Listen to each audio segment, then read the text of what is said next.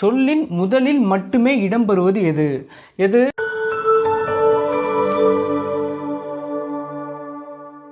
Hello friends, நம்ம போன வீடியோவில் ஐகார குறுக்கமும் ஔகார குறுக்கமும் பார்த்துருப்போம். இப்போது மகர குறுக்கத்தை பற்றி பார்க்கலாம். சரி, இப்போது இந்த மகர குறுக்கத்தை நம்ம எப்படி மகர குறுக்கம்னு சொல்லுவோம்? இந்த மகர மெய்யெழுத்து எங்கே வருதுங்கிறத பொறுத்து தான் இந்த மகர குறுக்கத்தை நம்ம முடிவு பண்ணுவோம். சரி, ஃபஸ்ட்டு எக்ஸாம்பிளை பாருங்கள். அம்மா பாடம் படித்தான். இப்போது இந்த மாதிரி இடத்துலலாம் இந்த மகர மெய்யெழுத்து தனக்குரிய அரை மாத்திரை அளவு ஒலிக்குது. எந்த மாதிரி இடத்துல? அம்மா பாடம் படித்தான். அப்படியே அடுத்து இந்த எக்ஸாம்பிள் பாருங்களேன். வலம் வந்தான். இப்போது இது மகர மெய்யெழுத்து, இது என்ன எழுத்து? வகர எழுத்து. இந்த மாதிரி மகர மெய்யெழுத்தை தொடர்ந்து வகர எழுத்து வருவதால் அது தனக்குரிய அரை மாத்திரையிலேருந்து குறைந்து எவ்வளோ ஒலிக்குது? கால் மாத்திரை அளவு ஒலிக்குது. இதுதான் நமக்கு என்னது? மகர குறுக்கம். மகர குறுக்கம் எதை வச்சு முடிவு பண்ணுவோம்? மகர மெய்யெழுத்து எங்கே வருதுங்கிறத வச்சு தான் முடிவு பண்ணுவோம். இந்த இடத்துல அரை மாத்திரை அளவு, தனக்குரிய அரை மாத்திரை அளவு முழுமையாக ஒலிக்குது. இங்கே மகர மெய்யெழுத்தை அடுத்து வகர எழுத்து வருவதால் குறைந்து கால் மாத்திரை ஒலிக்குது. இப்போது அடுத்தது மகர குறுக்கம் எங்கே வருதுன்னு பார்க்கலாமா? இந்த சொற்களை பாருங்களேன். போலும் அப்படிங்கிறத எப்படி எழுதுகிறாங்க? போனும். மருளுங்கிறத எப்படி எழுதுகிறாங்க? மருணும். எதனால் இது மாதிரி எழுதுகிறாங்க? ஓசை சீர்மைக்காக இந்த சொற்களை இது மாதிரி எழுதுகிறாங்க.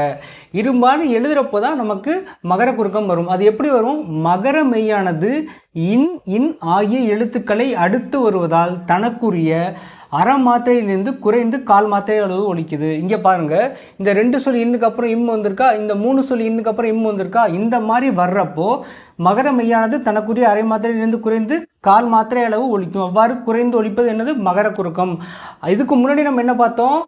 மகர மெய்யெழுத்து அடுத்தது வகர எழுத்து வருதுன்னு பார்த்தோம். இதுக்கு முன்னாடி பாயிண்ட்ல அது என்னது?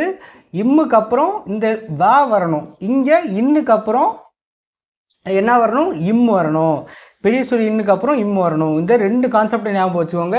இது 2 இடத்துல தான் நமக்கு மகர குறுக்கம் வரும். நம்ம அடுத்தது ஆயுத குறுக்கத்தை பார்க்கலாம். மகர குறுக்கம் பற்றி பார்த்தோமா? இப்போ நம்ம ஆயுத குறுக்கத்தை பற்றி பார்க்கலாம். இப்போது இந்த சொற்களை பாருங்களேன். அது, எகு, இந்த மாதிரி சொற்களில் ஆயுத எழுத்து வரும்போதெல்லாம் அது தனக்குரிய அரை மாத்திரை அளவு கரெக்டாக ஒலிக்கும். கீழே உள்ள சொற்களை பாருங்களேன். முள் ப்ளஸ் தீது, முற்றிது, கல் ப்ளஸ் தீது, கற்றிது. இந்த மாதிரி இடத்துல ஆயுத எழுத்து வரும்போது தனக்குரிய அரை மாத்திரையிலிருந்து குறைந்து கால் மாத்திரை அளவு ஒலிக்கும். எப்போ? இந்த மாதிரி இடத்துல வரும்போது. அதுதான் நமக்கு என்னது? ஆயுத குறுக்கம். மகர குறுக்கம் ஆயுத குறுக்கம் ரெண்டும் பார்த்தாச்சு. இதற்கு பாருங்கள், ரொம்ப ரொம்ப முக்கியம். புக் பேக்லேருந்து அப்படியே கேட்டுருவாங்க. இதை நம்ம ஒரு தடவை பார்த்துக்கலாம்.